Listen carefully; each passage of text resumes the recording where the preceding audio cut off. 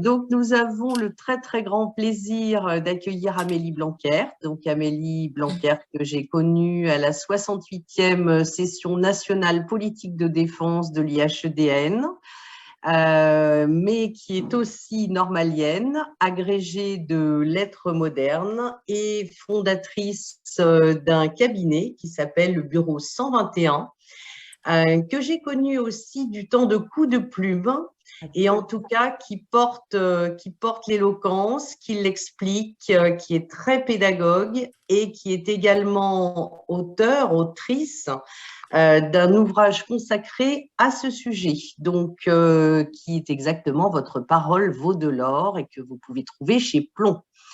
Donc, je vais, sans plus attendre, laisser la parole à Amélie qui va nous expliquer ce qu'est l'éloquence pour elle, en quoi elle consiste et surtout, en ce qui nous concerne, est-ce qu'il y a une spécificité de l'éloquence au féminin? Comment, Amélie, peut-on encore s'améliorer? Merci beaucoup Nelly et bonjour à toutes. Je suis ravie d'être là et j'aime beaucoup Nelly, comme vous toutes j'imagine, parce que on a partagé des moments très forts ensemble à l'IHEDN. Donc je suis vraiment, vraiment contente. Effectivement, quand j'ai reçu ton invitation Nelly et que tu m'as dit parle-nous un peu de l'éloquence des femmes, je me suis dit mais je vais vraiment axer mon propos là-dessus. Combien de temps vous voulez qu'on échange? Je vous donne quelques…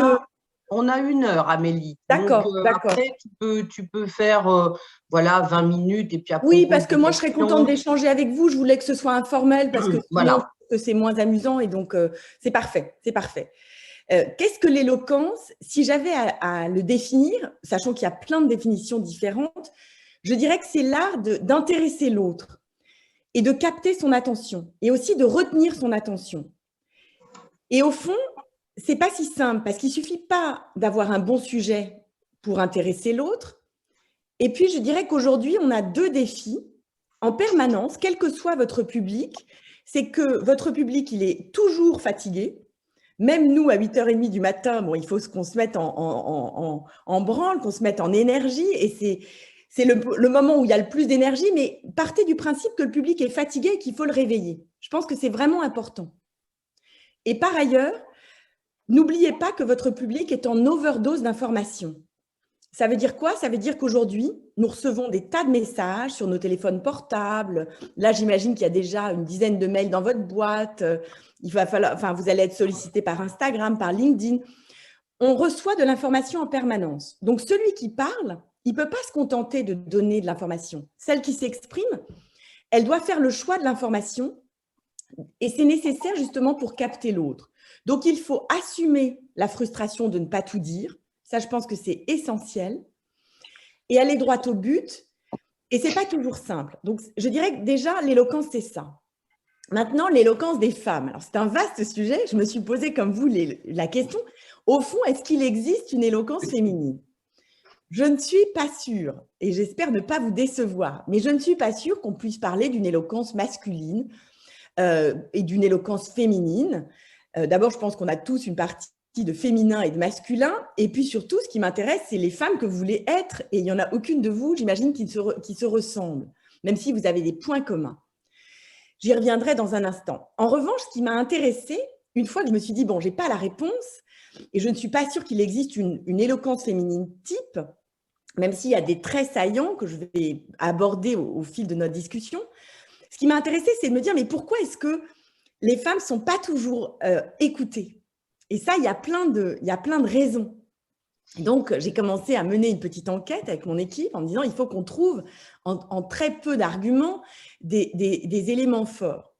Et alors là, il y avait des choses que je savais et puis il y en avait d'autres que j'ignorais et il y a des études assez amusantes. Je vous en livre quelques-unes. Alors déjà, évidemment, la première raison pour laquelle on n'entend pas toujours les femmes, c'est évidemment, j'allais dire, 3000 ans d'histoire de l'humanité où les femmes n'ont pas toujours eu leur place. Et donc, on ne sort pas du silence comme ça. Parce que, effectivement, pendant des siècles, des millénaires, les femmes avaient un rôle, mais elles n'étaient pas celles qui parlaient. Je dirais même plus qu'elles étaient reléguées au rôle de l'enfant, qui étymologiquement est celui qui ne parle pas. C'est amusant, l'étymologie de l'enfant. Infari, en grec, ça veut dire qu'il ne parle pas. Donc, la femme était sans doute une femme enfant même si ça ne l'a pas empêché d'avoir un rôle évidemment important dans l'histoire, mais en tout cas, non seulement elle n'avait pas toujours une place officielle, mais en plus, elle n'entrait pas dans les discussions. Donc, ça, c'est, je dirais, un substrat archaïque, historique, qui pèse malgré tout. Et d'ailleurs, parfois, les femmes l'ont tellement intégré qu'il y a une deuxième raison qui est l'autocensure. Et je suis sûre que vous vous reconnaissez aussi là-dedans. C'est-à-dire qu'il nous est forcément à tout arrivé à un moment où on se disait « non, mais je laisse parler ».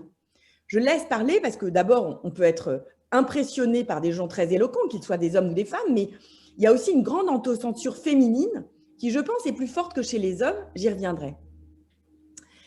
Ensuite, il y a des raisons, évidemment, socio-culturelles. Je dirais que c'est la troisième raison. Donc, il y a une raison historique, d'où naît une autocensure, qui pourrait être la deuxième raison, qui est presque psychologique.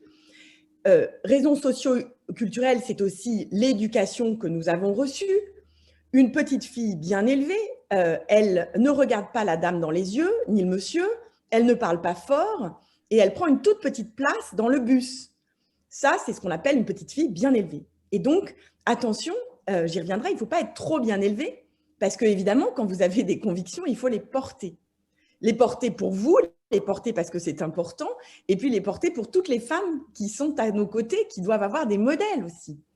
Donc, il y a une tendance aussi dans l'éducation qu'on a reçue à dire, voilà, les petites filles, elles sont sages, elles ne font pas de bruit, elles travaillent dans leur coin. Et je pense que même si ça change, et même si on sait qu'on est dans la caricature en grande partie, évidemment, il faut en tenir compte. Je vais vous quitter un instant parce que ma nounou est en train de frapper à la porte. Donc, je ne vais pas la laisser toute seule, mais j'en ai pour une seconde. Une seconde.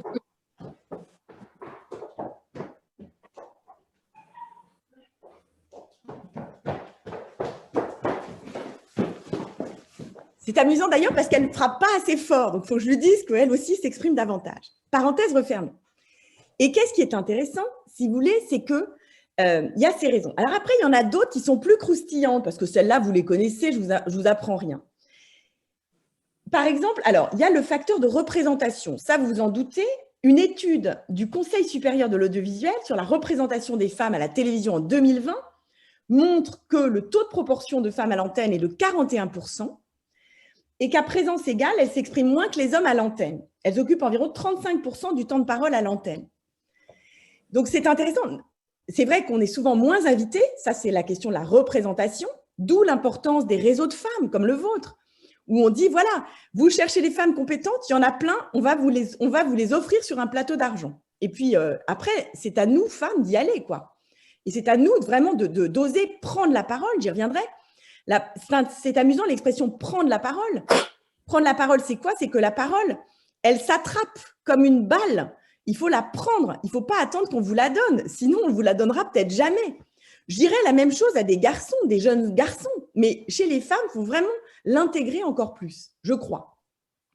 Et vous voyez, pour vous livrer une petite anecdote personnelle, il n'y a pas longtemps, j'étais invitée sur un plateau télé, grâce à mon livre, pour décoder l'élection, le débat du deuxième tour.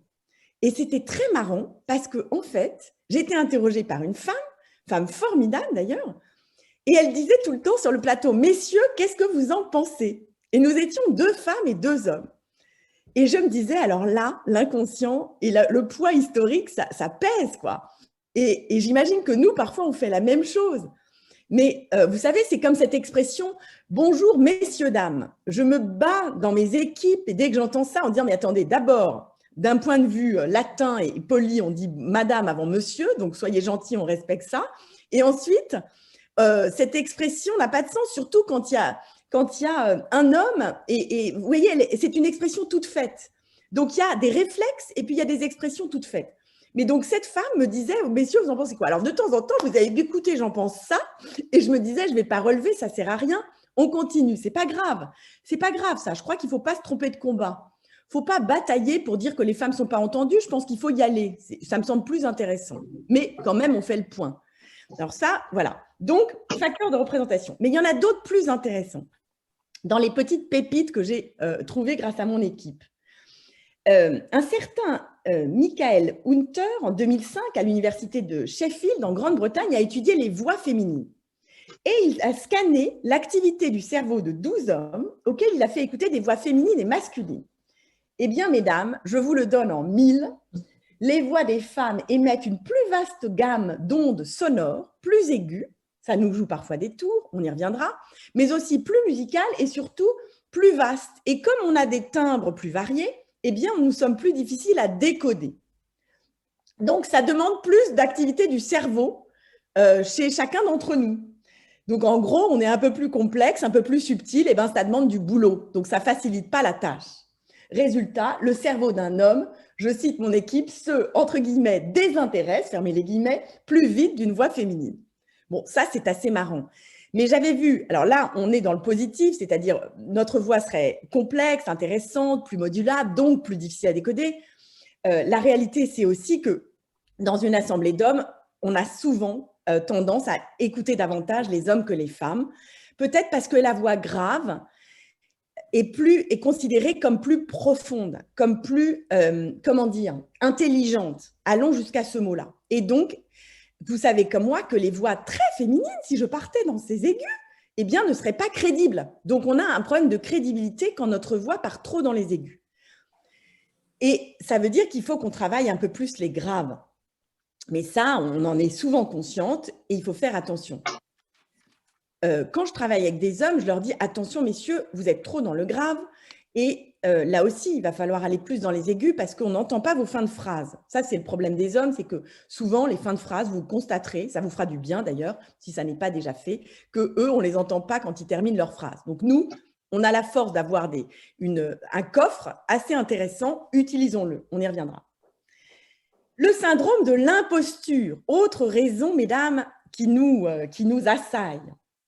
Alors ça, c'est le sentiment de ne pas mériter la place qu'on occupe. Il y a des tas d'études là-dessus, notamment une de 2022 par une certaine Anne de Montarlot, qui est psychothérapeute, et Elisabeth Kadosh, qui est conférencière.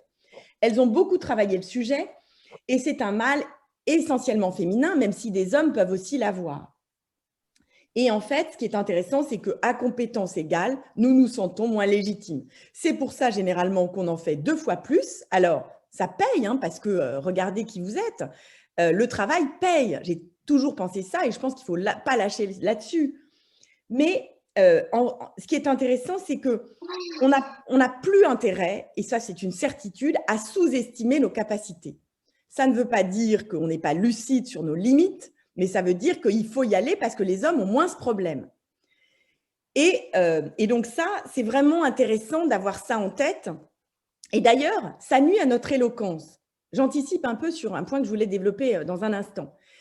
Le problème, parfois, c'est qu'on veut tout dire. Étant donné qu'on a un sens très profond du détail et ce complexe qui fait qu'on se dit « je ne dois surtout pas me gourer » parce que déjà, il y a peu de femmes dans mon conseil, parfois il n'y en a qu'un.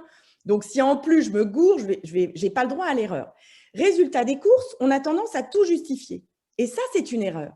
Pourquoi c'est une erreur? Parce que convaincre à l'oral, eh bien, c'est justement, je le disais tout à l'heure en vous parlant, assumer la frustration de ne pas tout dire. Donc, pour convaincre, on doit aller droit au but.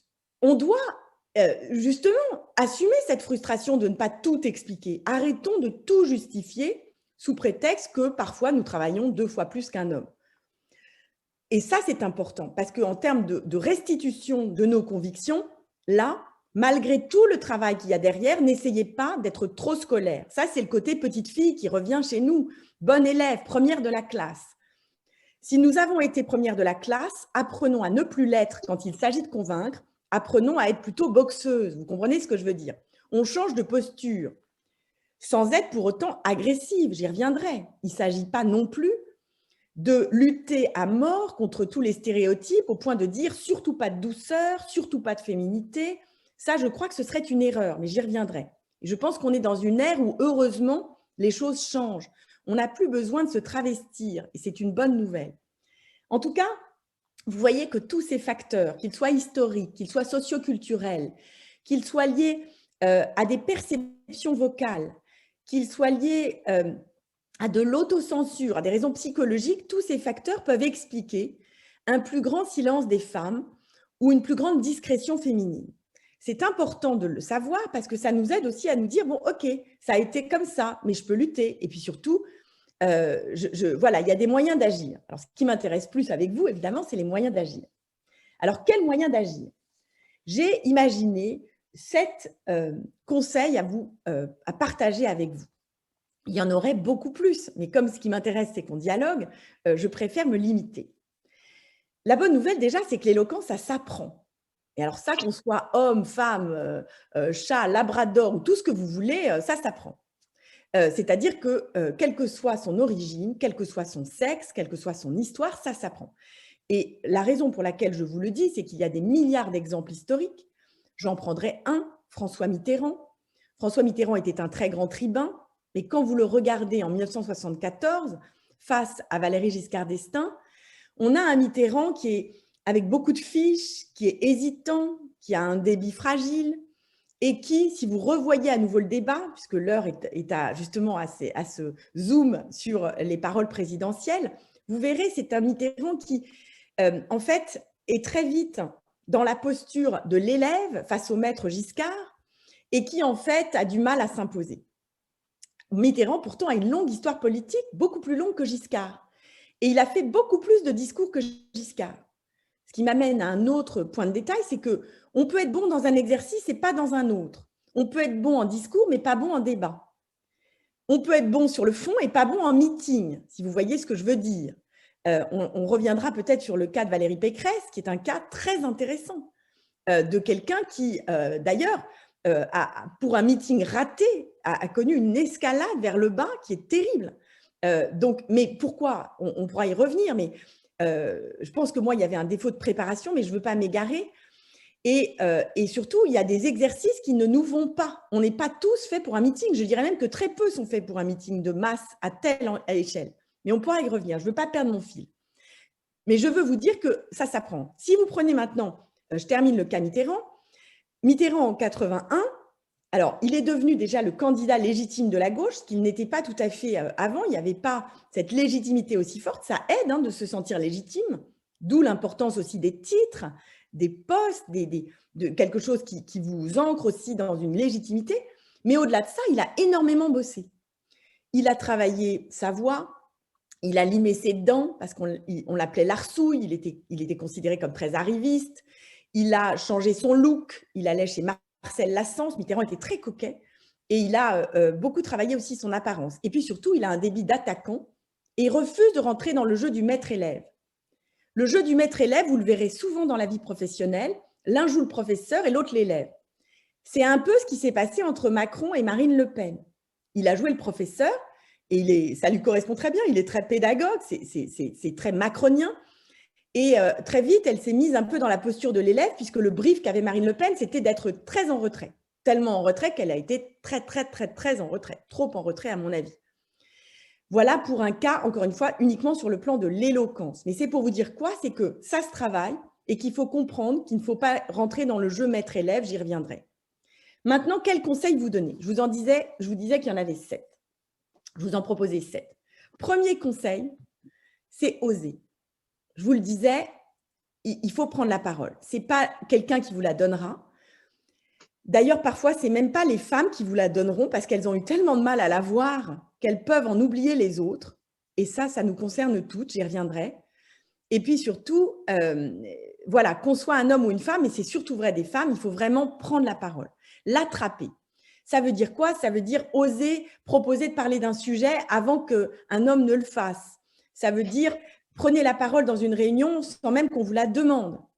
Ça veut dire n'hésitez pas à parler de vous aussi sur les réseaux. Je sais qu'on n'est pas toujours à l'aise avec ça. Moi, j'aime pas ça. Et en ce moment, je le fais beaucoup parce que mon éditeur faisant pas le boulot, je suis obligée de le faire. Donc, et j'essaye de le faire sans être dans moi, me, myself and I. Parce qu'effectivement, oser prendre la parole, ce n'est pas forcément être narcissique. Ça, c'est important. C'est défendre des sujets, c'est porter des sujets et c'est incarner des sujets. Donc, quand vous avez des convictions fortes, portez-les et ne les portez pas qu'une fois. Allez de l'avant et n'ayez pas peur de prendre la parole. Et ça veut dire quoi? Ça veut dire sauter dans la piscine parce que c'est un exercice difficile. Ça n'est pas simple. Il faut se pincer. Moi, je me pince parfois la cuisse en disant « vas-y là, tu te tais depuis trop longtemps ». Et il faut arrêter ce que j'appelle le syndrome de la plante verte. Et c'est quoi le syndrome de la plante verte? C'est la jolie plante verte qui est dans votre bureau, mais vous n'êtes pas une plante verte. Donc, c'est très important d'écouter. Et d'ailleurs, il ne faut pas trop parler, parce que les gens qui parlent à tort et à travers, c'est très mauvais. Mais écouter ne veut pas dire se priver d'intervenir. Donc, ne devenez pas quelque chose de décoratif ou de muet. Évitez le syndrome de la plante verte. Vous êtes vivante, même si c'est pour dire très peu de mots, même si c'est pour dire « j'approuve complètement ce que tu dis, Nelly », eh bien, je suis en train d'exister. Donc, parfois, une intervention, ce n'est pas de faire une leçon de 10 minutes, hein. C'est juste d'ouvrir la bouche. Et c'est fondamental parce que approuver quelqu'un, c'est l'encourager, c'est dire qu'on est d'accord, donc c'est exprimer une position, ça n'a pas besoin d'être long.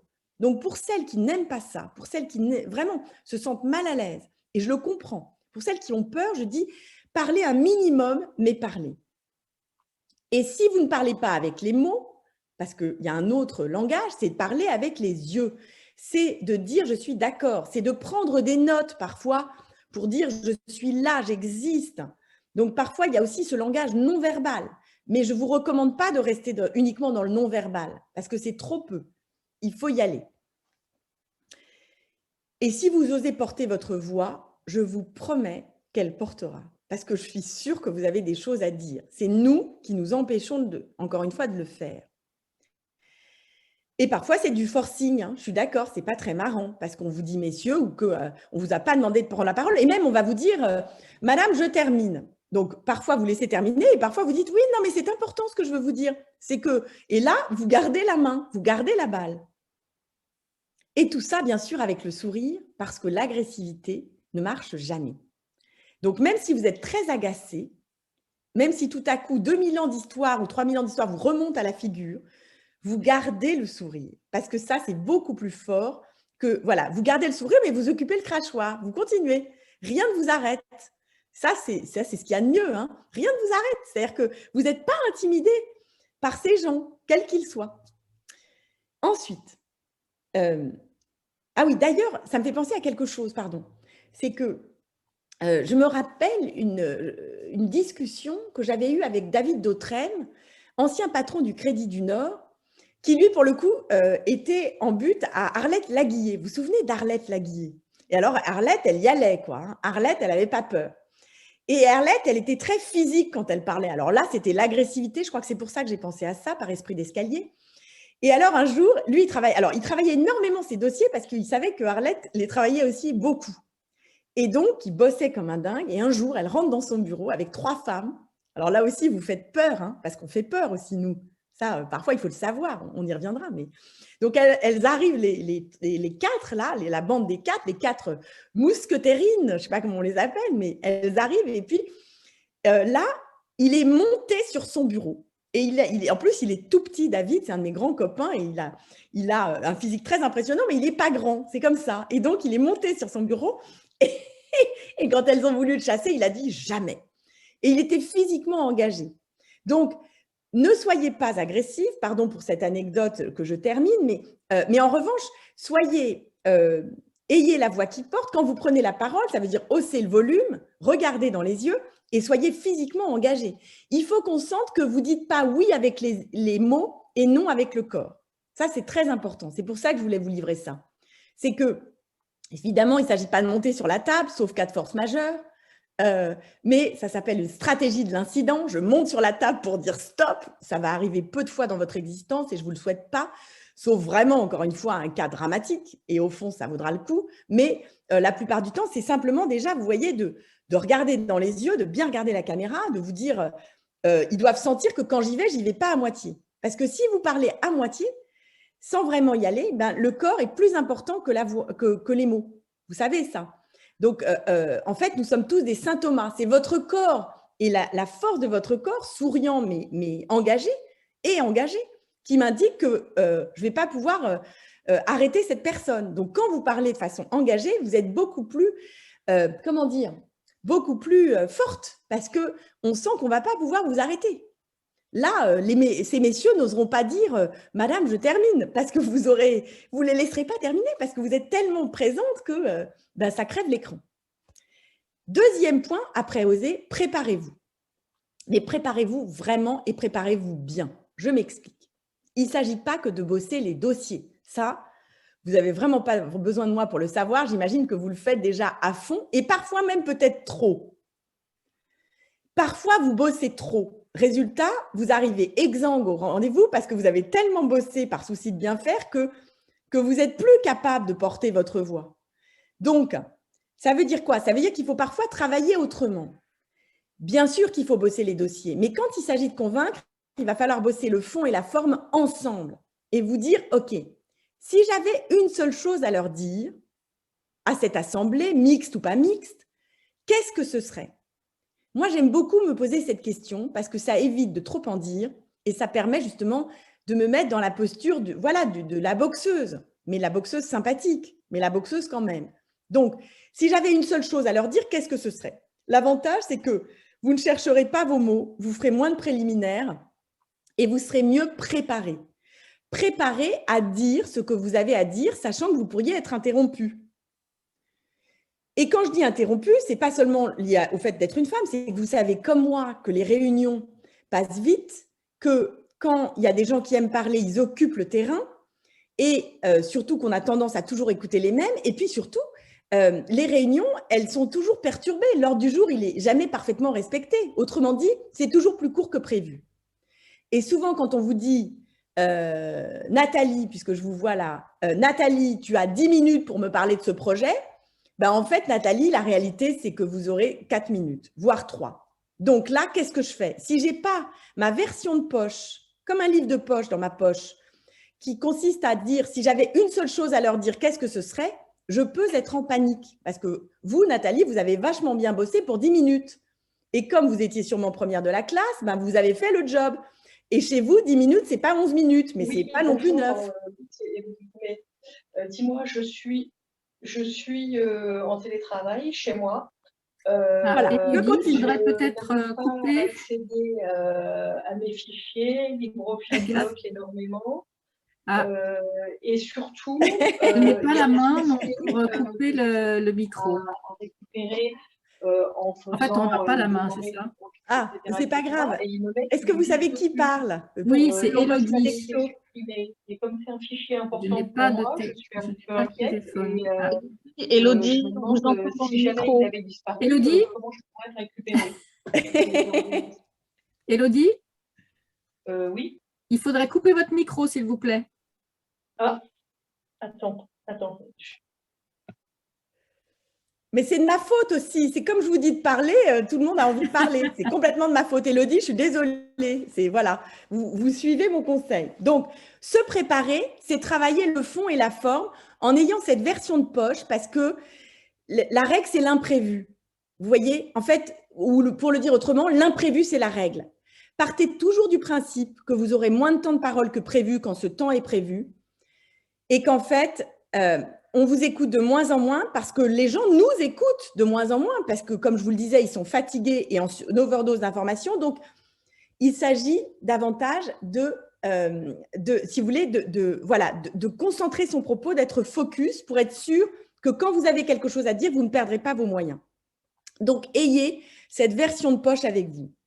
Donc, c'est ça la bonne préparation, c'est travailler le fond et la forme et tout de suite vous dire, je vais avoir une version de synthèse et par ailleurs, je vous recommande de commencer par la conclusion. C'est ça aussi la bonne préparation. Ne soyez pas trop dans la justification, on le disait tout à l'heure, où vous expliquez pourquoi vous en êtes venu à ce raisonnement. Livrez-moi livrez-moi la substantifique moelle de ces heures de travail parce que, je veux dire, au mieux, vous serez félicité parce que vous avez été direct. Au pire, vous serez chahuté parce qu'on n'est pas d'accord, mais au moins, vous les réveillez. Donc, vous avez réussi votre coup. Bien sûr, puisque au moins, vous suscitez une réaction. C'est bon de susciter une réaction. Le pire, c'est les gens qui s'endorment et qui ne nous écoutent pas. Donc, ça, c'est fondamental. Ensuite, ah oui, préparation. La préparation, ce n'est pas que travailler le fond et la forme et la version de poche. C'est une préparation mentale et une préparation vestimentaire. Je m'explique. Sur le mental, c'est que là, maintenant, il faut y aller. C'est-à-dire qu'on doit se dire avant, tu vas y arriver, tu as vachement bossé, n'aie pas peur, fonce. Il faut vraiment vous auto-stimuler. Il faut vraiment vous valoriser avant. Ça veut dire d'ailleurs que, voilà, si vous sortez, je ne sais pas, si c'est une réunion à 9 h, bah, prenez le temps entre votre boulot, enfin votre vie de famille et votre boulot de partir une demi-heure avant pour aller au café, vous prendre un petit café crème et un croissant et de vous préparer psychologiquement. Vous ne pouvez pas enchaîner. Vous savez, je trouve que les femmes souvent en font trop. Et ça, je pense que c'est une généralité qui est très profonde. Parce que, alors pour des tas de raisons, je ne vais pas rentrer là-dedans. Mais il faut un sas de préparation mentale. Et non seulement il faut vous répéter régulièrement que vous êtes bonne, que vous êtes forte et que vous faites de votre mieux, et que vous avez toutes les raisons d'être écoutée puisque vous êtes là où vous êtes et c'est le moment de défendre des projets, pas seulement pour vous, mais encore une fois, au nom de votre groupe, au nom de votre mission, au nom de l'intérêt général, pour des tas de raisons qui vous dépassent au-delà de vous. Mais il faut vraiment se préparer mentalement avant en disant « j'y vais, je ne me laisse pas démonter ».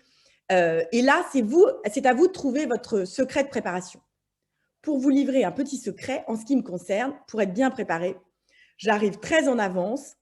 Je me mets, lorsque je ne suis pas chez moi, dans les toilettes de n'importe quel bureau parce que c'est le seul endroit où personne ne me verra. Et j'ai mes fiches au besoin et où je me prépare. Je me maquille à ce moment-là. Je suis tranquille.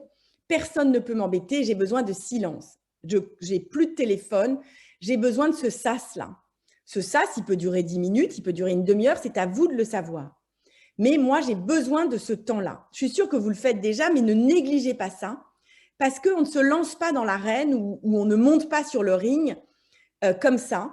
Il faut aussi, avant, se rappeler, d'abord, parfois, le message clé dont on parlait tout à l'heure, avec les 3-4 arguments qui font que ça devient imparable, et les avoir bien en tête pour ne pas se laisser déstabiliser, et aussi se dire, tu vas y arriver, tu es forte, tu es bonne, et donc mets-toi en condition. Préparation vestimentaire maintenant. Ça, c'est important. Je ne dirais peut-être pas ça à un homme, je le dis à des femmes. Moi, je sais qu'il y a des tenues dans lesquelles je me sens forte et d'autres pas du tout. Par exemple, je n'arrive pas à convaincre des hommes en jupe. Pardon, voilà, je vous fais un aveu. Si ma jupe est trop courte ou que je tire dessus, etc., je ne me sens pas bien. Donc, quand j'ai un enjeu fort, moi, je suis en pantalon. Je ne vous dis pas de le faire, je vous explique que, en ce qui me concerne, il y a des tenues dans lesquelles je me sens forte et d'autres pas fortes. Je me souviens d'Anne Lauvergeon qui, vous savez, était beaucoup interrogée sur ses talons. Question qu'on ne poserait pas à un homme, évidemment, sur ses tenues, de même que je crois que Marisol Touraine était assez emmerdée par des gens qui disaient « Pourquoi est-ce que vous mettez ce genre de tenue ?» Et donc, l'important, c'est de mettre une tenue qu'on assume et dans laquelle vous vous sentez forte. C'est un peu comme une armure, si vous voulez. Donc ça, je vois Nelly qui est plus sceptique sur ce que je suis en train de raconter, peut-être parce qu'elle n'est pas d'accord et ce serait ravie d'en parler ensuite, mais tout ça pour vous dire qu'il ne s'agit pas de ne pas être en jupe ni de ne pas être féminine. Il s'agit plus de vous dire, mettez une tenue dans laquelle vous vous sentez très forte, dans laquelle vous vous sentez bien. C'est-à-dire, voilà, la tenue qui vous valorise. Si avant de parler, vous vous sentez déjà mal à l'aise, ça ne va pas. Donc, à vous de choisir ce qui vous rend fort. C'est très personnel ce que je suis en train de dire, mais c'est très important. Et ça ne veut pas dire se déguiser en homme, parce que vous pourriez penser ça en m'écoutant, mais ça veut dire être ce qui vous rend forte, parce que vous savez que ça vous rend fort psychologiquement. Donc ça fait partie de la préparation. Et enfin, préparation vidéo.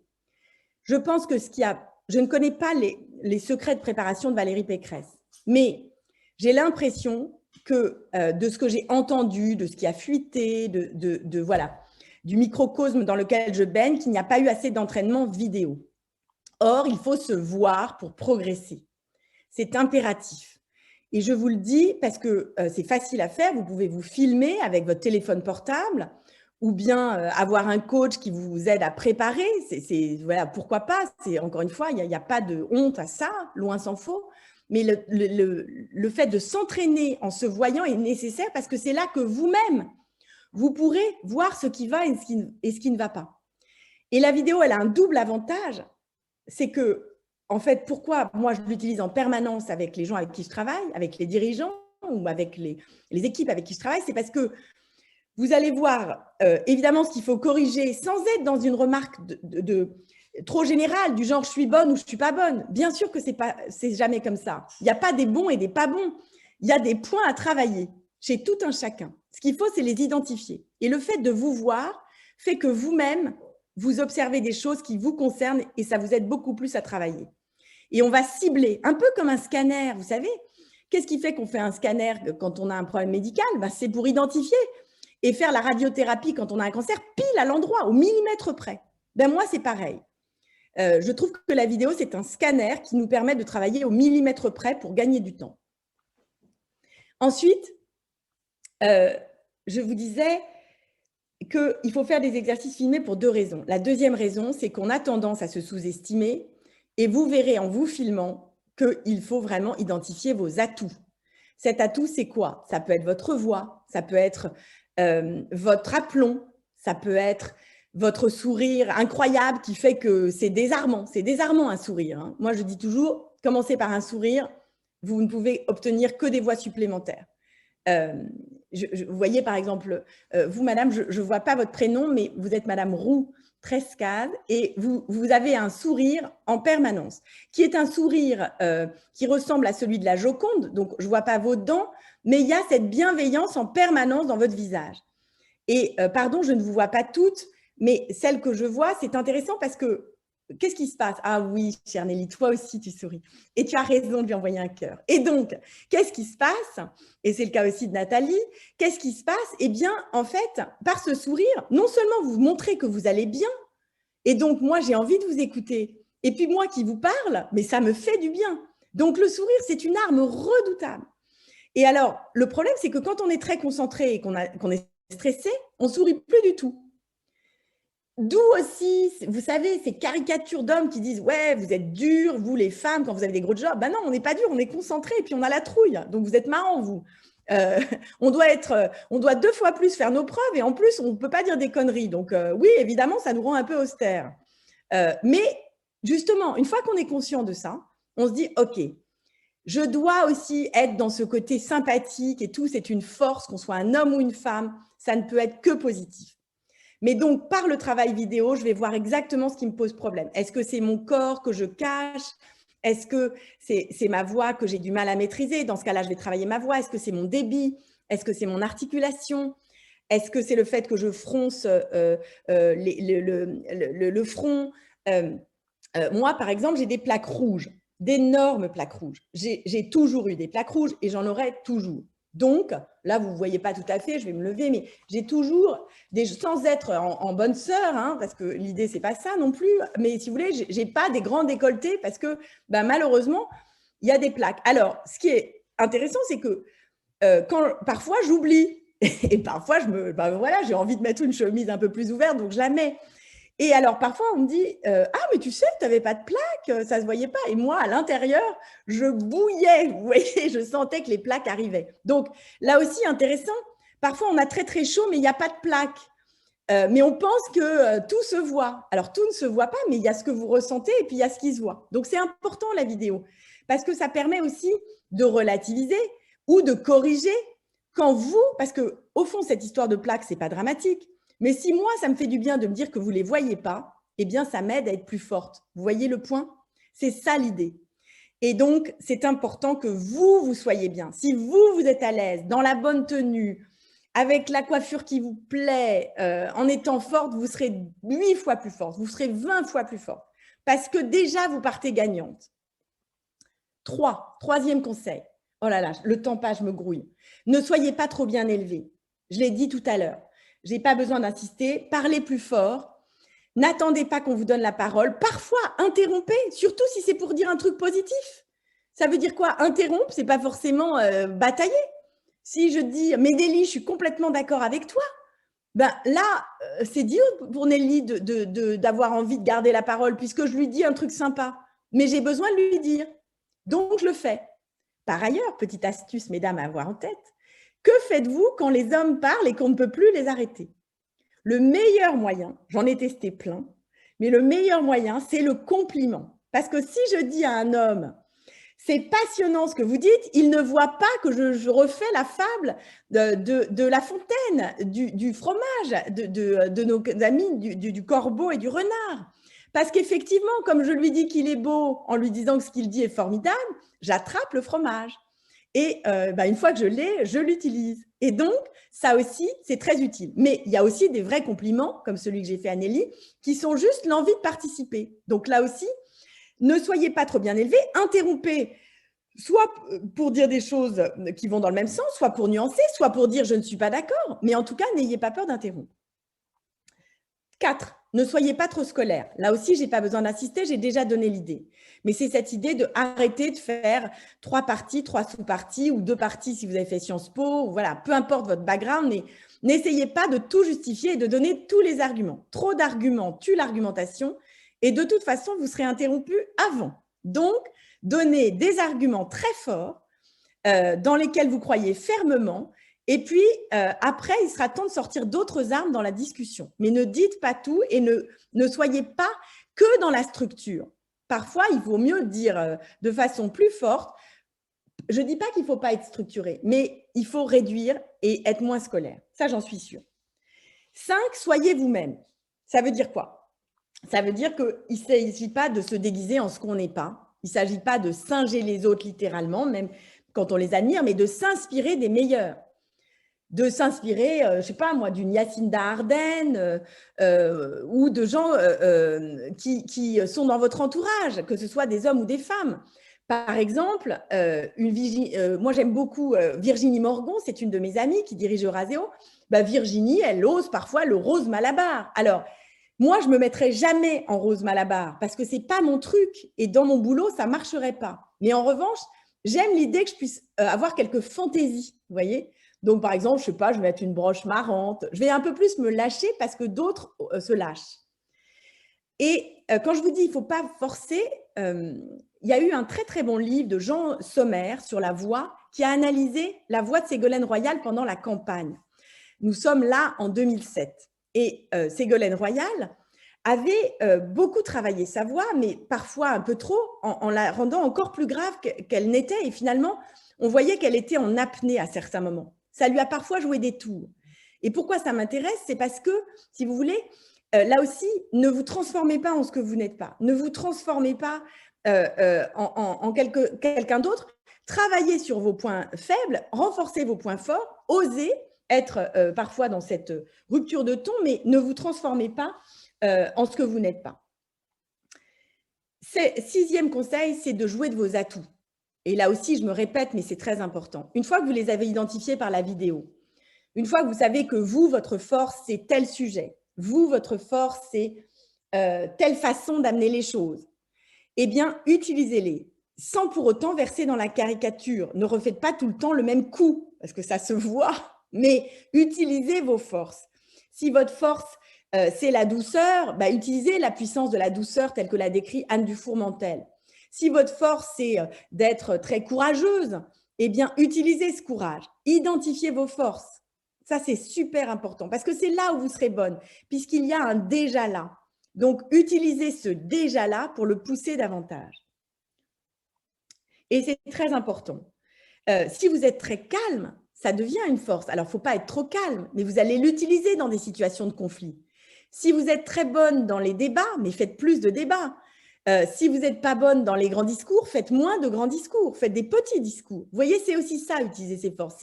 C'est trouver son format ou trouver ses formats et trouver là où on s'amuse le plus parce qu'il faut aussi du plaisir.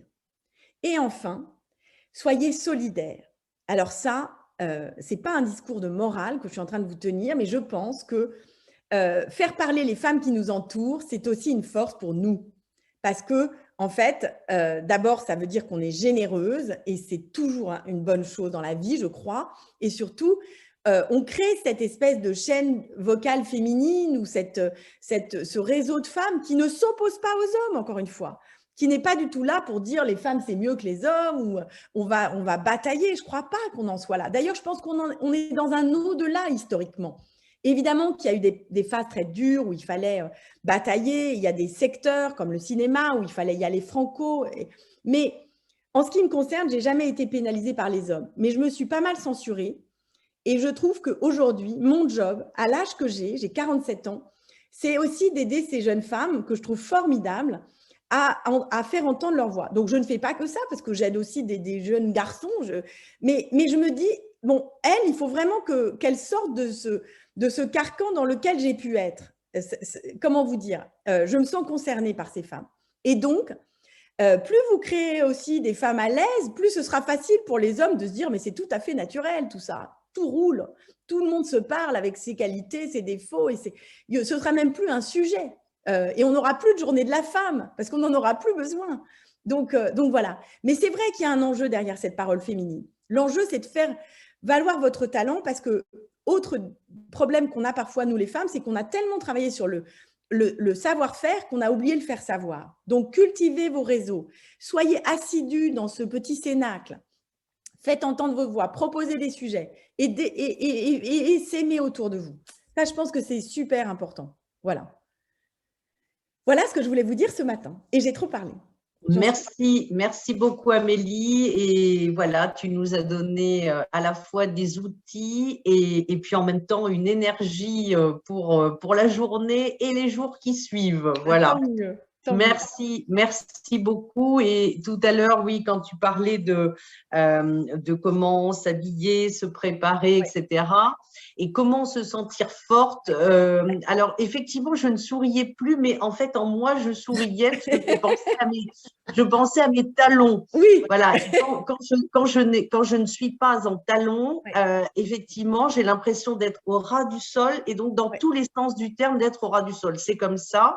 Alors que quand je mets mes talons, ben, je me sens plus forte, j'ai l'impression de prendre de la hauteur et je me sens à l'aise. Alors, quelquefois, ça fait rire, hein, et tout le monde Non, me dit, mais c'est très juste ce que tu dis. Moi, j'ai le même sentiment.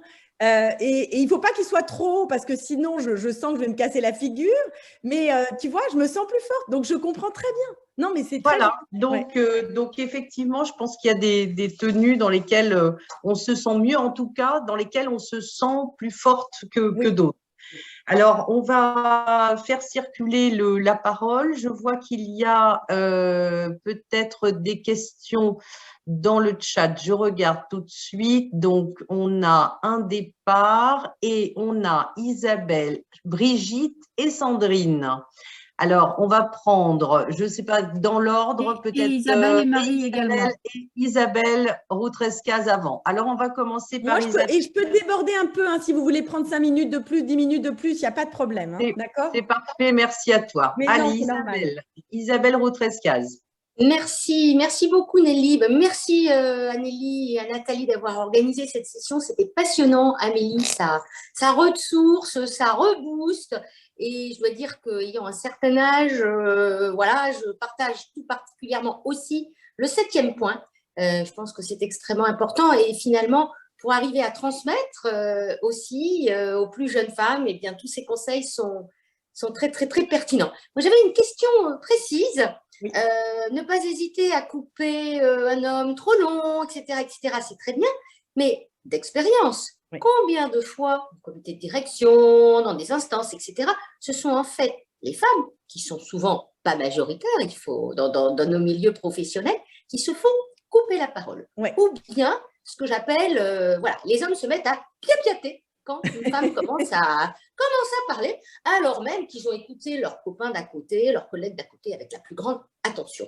Donc ça, je trouve que c'est toujours un petit peu difficile. Alors, évidemment, avec l'expérience, etc., on hausse le ton de la voix, mais ça met toujours un peu mal à l'aise et c'est moins rare qu'on ne le pense. C'est même tout à fait fréquent.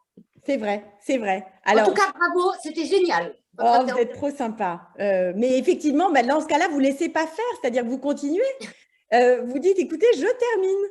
Et là aussi, il n'y a même pas d'agressivité à avoir, sauf si vraiment c'est insupportable. Mais vous continuez. Il ne faut pas lâcher la parole dans ce cas-là. Et parce qu'il n'y a pas de raison. Et vous voyez ce que je veux dire. Donc, on pourrait dire, donnons l'exemple et n'interrompons pas trop. Pas trop. C'est très difficile à dire. Mais effectivement, mais si ça vous arrive, et je me reconnais aussi là-dedans, je vois très bien, vous continuez.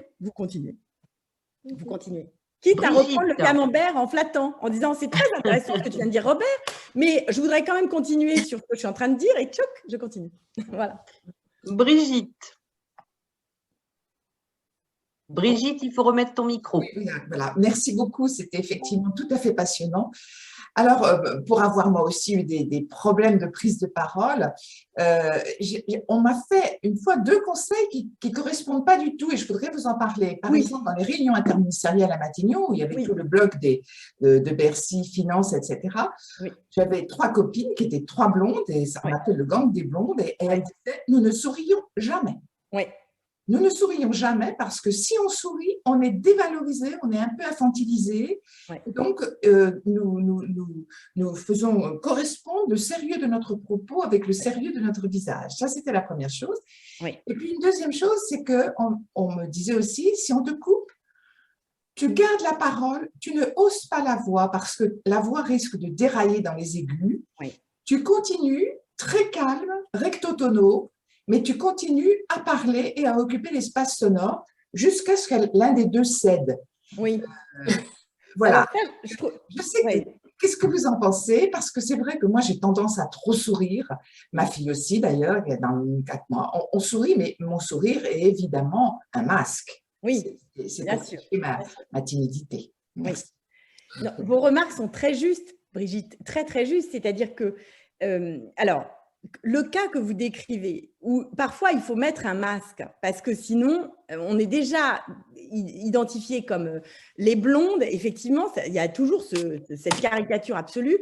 Je comprends que vous ayez adopté ce choix justement de ne pas rentrer dans ce côté sympathique ou naïf et de vous protéger. Donc, je dirais que là, vous avez bien fait de le faire. Après, on peut aussi sourire et être ferme. La question, c'est de ne pas trop sourire. Si vous sentez que vous souriez trop, effectivement, ça peut vous porter préjudice. Donc, il faut faire attention. Tout est une question de dosage. Et puis, il y a des discussions où on ne sourit pas. Évidemment, si j'annonce des coupes budgétaires ou un licenciement, je ne vais pas tellement sourire. Ou qu'il y a des remarques qui ne me font pas sourire, je ne souris pas. Donc, évidemment, je suis d'accord avec vous. Il ne s'agit pas de se dire « je souris en permanence ». C'est juste que, comme je pense que l'agressivité n'est jamais une réponse, j'ai tendance, et aussi parce que moi, je souris tout le temps, donc j'essaye de composer avec ça, à me dire, en fait, si vous voulez, je pense que plus c'est dit avec… le sourire peut être une forme d'assurance aussi. C'est ça que je voulais dire. Mais votre posture était sans doute nécessaire parce que vous n'aviez pas le choix. Donc, si vous étiez plus écouté comme ça, pourquoi pas? Le deuxième point qui me vient, c'est le fait de ne pas hausser la voix. Je suis assez d'accord avec vous. Quand je disais qu'il faut continuer à prendre la parole, ça ne voulait pas dire que tout à coup, je monte le ton nécessairement, sauf si vraiment c'est la cacophonie. Mais parfois, d'ailleurs, quand c'est la cacophonie, en ralentissant et en baissant d'un ton, on vous écoute davantage. Ça, c'est assez frappant, vous verrez. C'est-à-dire que tout à coup, vous baissez la voix et vous dites « je disais donc, effectivement, je reprends ». Et donc là, ils sont obligés de se taire parce qu'il y a un grand silence. Alors, le silence, d'ailleurs, est très troublant.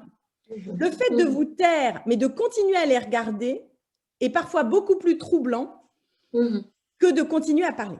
Mais ce n'est pas facile. Je dirais que ça, c'est le nec plus ultra de la force de conviction. Mais, parce que le risque, c'est qu'effectivement, on vous prenne la parole. Mais si votre regard est extrêmement vif à l'égard de l'autre, eh bien, normalement, il devrait comprendre que, voilà, qu'il a été grossier. Merci. Donc, Sandrine, pardon. Oui. Sandrine. Oui, bonjour. Vous m'entendez, ça va? Oui. Merci beaucoup de votre intervention. J'ai une question sur le prénom. Oui. En fait, quand on est une femme dans une réunion, assez rapidement, ou quand on est jeune d'ailleurs, oui. Ça c'est plutôt tous les genres confondus. Quand on est jeune, on n'a qu'un prénom, et quand on est une femme dans une organisation, rapidement, on n'a qu'un prénom. Moi, ça m'horripile. Oui. En même temps, quand j'arrive dans un endroit où je ne suis pas en terrain conquis, je m'interroge toujours sur cette question-là. Est-ce que je dois reprendre les gens? Je ne sais pas comment faire avec cela, mais je n'en peux plus. Je n'en peux plus. Oui. Alors, ils font ça qu'avec des femmes et pas avec des hommes? Alors, moi, je suis, comme j'y suis sensible, je trouve que c'est très genré, oui. D'accord. Alors, moi, si j'étais vous, mais c'est un premier réflexe, il faut voir si ça marche, je dirais, je vous réponds, monsieur. Et là, il doit comprendre que, voilà, que normalement, il ne devrait pas franchir cette frontière. Après, normalement, on dit toujours que quand quelqu'un vous appelle par votre prénom, vous l'appelez par votre prénom. Quand quelqu'un vous tutoie, vous le tutoyez. Moi, c'est ce qu'on m'a appris pour justement me mettre d'égal à égal. Alors juste, je me permets de préciser, oui. C'est pas tant cela, parce que oui, je fais ça, moi je passe le tu, etc. Oui. Non, c'est typiquement la hiérarchie à côté. Oui. Les hommes ont des noms et des prénoms ou des messieurs, et vous, quel que soit l'endroit où vous êtes dans la hiérarchie, fatalement, très vite, vous êtes un prénom. D'accord. Oui, c'est vrai que c'est un peu comme un animal de compagnie, vous voyez. Oui, je vois. Alors bon, je suis peut-être hypersensible sur ce point-là, non, mais je ne sais pas quoi en faire quand c'est quelqu'un que vous ne pouvez pas reprendre. Ou... Alors, il y a aussi une autre façon de le faire, c'est d'aller, après la réunion, je pense, aller le voir et lui dire, écoutez, c'était très intéressant de discuter avec vous. En revanche, j'aimerais bien que vous m'appeliez par mon nom de famille. Et je lui dis très calmement. Pourquoi? Parce que l'humiliation publique, ça nous met toujours en fragilité. Et que si vous êtes vraiment exaspéré, ça risque de jeter un grand froid. Alors, s'il recommence, vous le ferez. Ça, c'est la deuxième occurrence en disant je vous demanderai s'il vous plaît de m'appeler. Vous savez, j'ai la chance d'avoir un nom de famille, donc j'aimerais bien que vous m'appeliez par mon nom de famille. Bon, après, en même temps, il ne va pas vous appeler. Quel est votre nom de famille? Daé ou comment on le prononce? Moi, je m'appelle Sandrine Jarry. Voilà. C'est assez conventionnel. Ah, pardon, parce que je vois DAE. J'imagine que c'est votre fonction, pardon. Ou oui, parce que c'est ma connexion. Oui, d'accord, c'est votre connexion. Alors, Jarry, il ne va pas vous appeler Jarry non plus. Il faut qu'il vous appelle Sandrine Jarry ou Madame. Oui, mais Sandrine Jarry, ça me va bien. Hein. Oui. Bon, il ne peut pas vous interpeller en disant Sandrine Jarry, enfin, est-ce qu'il vous dirait Sandrine Jarry, vous en pensez quoi? Il vous dirait Madame? Non, mais il renvoie, ou elle renvoie, enfin, c'est plutôt quand même des hommes qui font cela. Vous pourrez reprendre contact avec Sandrine. Ah oui, non, mais ça, ce n'est pas possible. Je suis d'accord avec vous. D'abord, alors moi, je tenterai un autre truc en disant, vous savez, il y a énormément de Sandrine dans l'entreprise. Donc, et puis moi, je m'appelle Jarry, je suis hyper fière. Donc, j'aimerais bien que vous disiez Sandrine Jarry. Point. Voilà.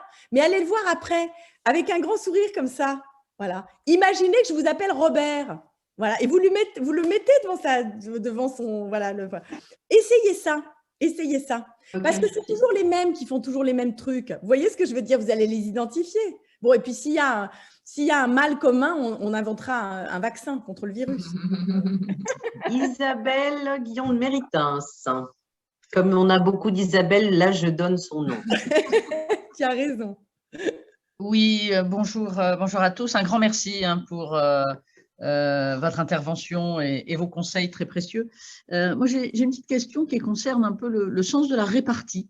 Oui. Et c'est un point qui concerne beaucoup les femmes du ministère de l'Intérieur. Elles le disent, souvent elles ont des petites remarques, que ce soit lors d'interventions ou je dirais dans des cercles plus réduits. Paf, il y a une pique qui part vers elles et auxquelles elles ne savent pas répondre en fait. L'idée leur en vient, mais finalement, quand leur tour de parole est passé et quand l'incidence est terminée. Et cette question du sens de la répartie est aussi très, très importante. Est-ce que vous auriez un petit conseil en la matière? C'est un sujet, moi, qui me passionne, le sens de la répartie, parce qu'effectivement, on l'a souvent 3 heures plus tard en se brossant les dents. C'est terrible, d'ailleurs. Exactement. Mais pourquoi je n'y ai pas pensé? Ça se travaille, la répartie. Ça, comme l'éloquence, ça s'apprend, mais c'est une série de réflexes à acquérir. Alors, il y a des techniques. D'ailleurs, vous voyez, je rêve d'écrire un livre sur la répartie, donc peut-être que je vous rappellerai pour en reparler avec vous, mais je vous donne quelques techniques. Par exemple, je ne sais pas, mais encore une fois, on n'a pas le temps de développer, donc c'est un peu rapide, mais quelqu'un qui vous attaque, vous transformez… si vous voulez, le principe de la répartie, c'est que ça doit être rapide, c'est pas forcément rationnel, c'est même rarement rationnel, et il faut éviter l'agressivité. Donc, la question, c'est comment je réagis. Je vous donne un exemple, c'est Churchill qui un jour croise une femme qui lui dit « Si j'étais votre femme, je mettrais du poison dans votre thé ». Et il lui répond « Si j'étais votre mari, je le boirais ». Et donc, en fait, il joue de l'humour, c'est-à-dire qu'il reprend les termes un à un en les inversant. Mais ça, c'est une gymnastique. Donc, la répartie, c'est dur. Ça s'apprend. Je vous propose qu'on en reparle à un autre moment. Je serais ravie d'échanger avec vous là-dessus parce que sinon, on n'aura pas toutes les questions. Mais effectivement, ça se muscle. C'est comme un sport de combat, la répartie. Ça se muscle. Et ce n'est pas du rationnel. Donc, pour éviter le silence absolu, et parfois, vous savez, juste le fait de faire un grand sourire un peu méprisant, là, pour le coup, c'est une forme de répartie. C'est le début de la répartie. Ou de dire, tiens, c'est étrange cette remarque. Vous voyez, déjà, c'est le minimum syndical de la réaction, je dirais, plus que de la répartie. Mais il ne faut pas laisser passer. C'est vrai que c'est faut pas laisser passer. Comme le prénom, il ne faut pas laisser passer. Merci beaucoup. Alexandra. Bonjour à toutes. Bonjour Amélie. J'aime énormément vos interventions et je trouve formidable qu'on puisse vous recevoir ce matin. Je vais parler de deux choses. La première, c'est effectivement le prénom. Alors moi, j'ai un truc, je m'appelle Alexandra. Oui. Souvent, on me dit dans tous les cercles, est-ce qu'on peut t'appeler Alex? Et donc, pour notre collègue, je réponds, écoute, je tiens beaucoup à Alexandra, la sonorité, et puis Alex, c'est un prénom masculin. Oui. Donc, non, moi, c'est Alexandra. Et quand les gens insistent, je dis, tu sais, la seule personne qui m'appelle Alex et qui a ce privilège, c'est mon père. Ah, ça, c'est vachement bien. Ouais. Bing. Alors, ça, c'était l'anecdote. En gros, il faut trouver un truc qui vient. La deuxième chose dont j'aimerais parler, c'est par rapport à une expérience que j'ai eue en centre interministériel de crise, qui est la cellule donc, de décision d'échange interministériel pendant la crise sanitaire. Moi, je travaille au ministère de la Culture et j'étais ce qu'on appelle l'officier de liaison du ministère de la Culture dans cette cellule, une immense table où l'ensemble des départements sont représentés, présidée par le ministère de l'Intérieur avec des préfets et des sous-préfets. Ce que je voulais vous dire, c'est ma position culture pendant toutes ces réunions, et j'y ai travaillé, et c'était en bac, enfin avant et après, on y travaillait.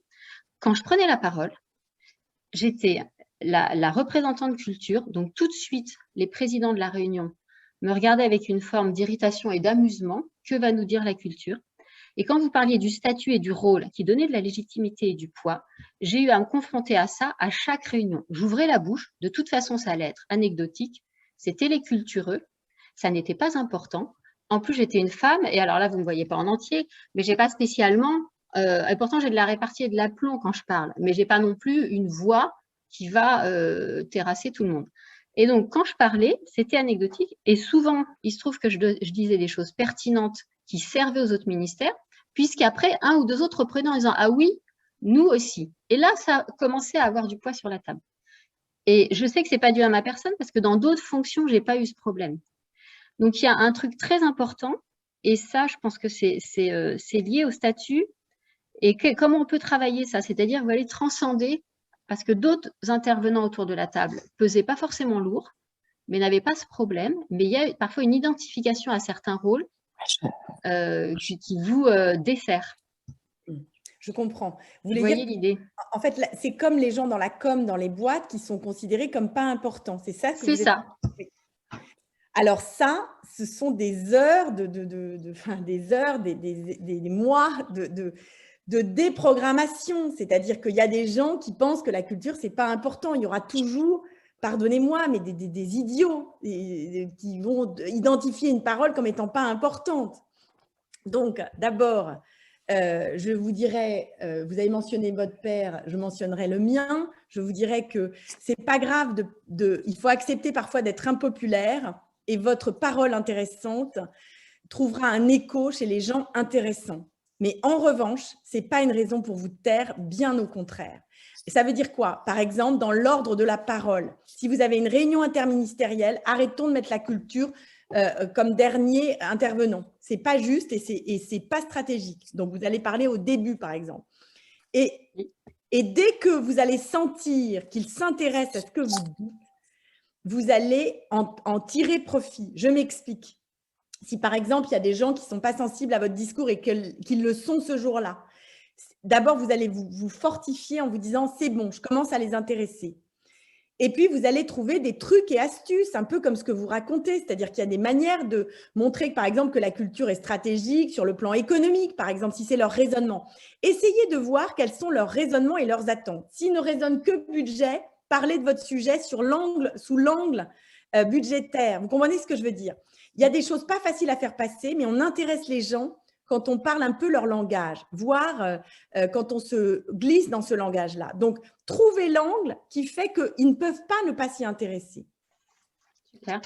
Et je trouve que ce que vous avez dit résonne beaucoup par rapport à la question tout à l'heure d'Isabelle Guillon. Pardon, j'oublie une partie de votre nom parce qu'il y apparaît avec 3 petits… De Méritins. Pardon, Guillon de Méritins. Ce que vous disiez tout à l'heure, madame, c'est que, parce que moi, je ne sais plus si finalement on s'appelle madame ou Alexandra, mais ou Isabelle, mais non, ce que vous disiez très juste, c'est que la répartie, c'est dur. Et là, ce qu'on voyait avec vous, Alexandra, c'est que sur la diminution du Alex, vous avez travaillé votre répartie parce qu'il y a c'est toujours les mêmes sujets. Donc, quand on vous fait des remarques qui se répètent, préparez vos réponses à l'avance. Et à un moment, vous saurez quoi répondre justement face à ces sujets parce que généralement, les critiques se répètent. Donc ça, c'est important par rapport à la répartie aussi. Une question d'Aline, qui sera peut-être la dernière question, puisque là, je vois l'heure qui tourne et beaucoup doivent partir. Mais dernière question, Aline. Merci de me donner la parole. Alors, je vais tenter de ne pas m'auto-censurer et vous dire déjà combien j'ai apprécié votre intervention, Amélie. Moi, ça fait écho en moi. Alors, une petite anecdote, mon nom est étranger et on m'appelle Aline de façon systématique parce qu'on n'arrive pas à prononcer mon nom. C'est encore une autre problématique, mais que je rencontre systématiquement. Voilà, et je dois œuvrer sur tout cela. Ça, c'est aussi une problématique. Mais vraiment, votre intervention, elle fait écho en moi, surtout sur le point quand vous avez énoncé « ne soyez pas trop bien élevés ». Je suis dans le monde de l'éducation nationale et en fait, nous avons à œuvrer sur nos étudiants, sur nos élèves. Et là, ça fait vraiment écho en moi. Et comment faire? Il faudrait que vous soyez présente dans tous nos amphis avec nos élèves et dans toutes les classes pour qu'on fasse progresser au-delà de toutes les interventions sur évidemment l'éloquence dans nos examens maintenant à nouveau. Et là, on a vraiment à progresser et c'est vrai que ne soyez pas trop bien élevés, c'est ce dosage, et j'aimerais vous poser la question, mais on n'aura sûrement pas le temps de développer, quel dosage trouver pour justement, évidemment, que dans une classe, et ça soit régulé, dans un amphi, et en même temps que on arrive à faire progresser tout le monde, et notamment nos jeunes filles qui en ont bien besoin pour oser. Je donnerai un cas possible, mais vous avez raison, c'est très important parmi les jeunes gens. Il s'agit de ne pas être trop bien élevé, mais de ne pas non plus manquer de respect de l'autorité. C'est là où le dosage est difficile. Je pense que créer un temps de parole dans des classes ou un temps de débat où on peut s'exprimer, ou faire parler aussi les jeunes filles quand elles lèvent la main et avoir ces temps de débat comme il y en a dans les pays anglo-saxons sont vraiment intéressants.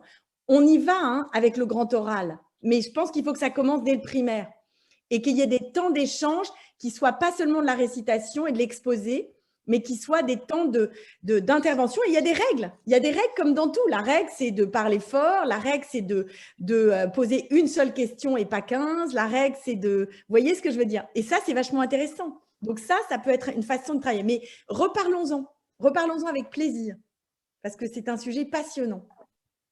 Alors, pour en reparler, donc, je vous invite évidemment à lire l'ouvrage d'Amélie, « Votre parole vaut de l'or ». Et si vous le souhaitez, prendre contact avec elle, soit nous pouvons vous donner ses coordonnées, soit sinon, vous regardez sur Internet, le bureau 121. Non, mais n'hésite pas, Nelly, n'hésite pas, bien sûr, vous pouvez toutes prendre les coordonnées, il n'y a aucun problème. Voilà, et on vous les donnera avec grand plaisir. Pour nos prochains petits déjeuners, nous accueillerons Claire Hédon le 16 juin, donc Claire Hédon qui est défenseur des droits, et Émilie Piette le 7 juillet, déléguée interministérielle à l'encadrement supérieur de l'État. En attendant, encore un grand merci à Amélie, et puis on vous dit à très bientôt et au revoir à toutes et à toutes. Merci beaucoup. Merci. Au revoir. Merci beaucoup. C'était très intéressant. Merci. C'était passionnant. Merci beaucoup. Je viens de commander le livre en ligne. Oh, c'est vraiment sympathique. En direct. Et je m'aperçois que j'ai fait un lapsus, Amélie. J'ai dit au revoir à toutes et à toutes. Ah, ben voilà. Pas mal. Voilà. Et je remercie Marceau qui était là. Merci Marceau. Il y a toujours un homme qui écoute. On a quelques hommes parmi nous. Merci, merci Très heureux Agathe. d'être là, merci à vous. Bonne journée. Voilà, c'est formidable. Voilà. Merci Agathe et merci Noémie pour avoir organisé ce petit déjeuner avec l'équipe d'Amélie. Merci beaucoup. Merci beaucoup. Merci. Au revoir, merci. Au revoir. Merci beaucoup. À bientôt. À bientôt.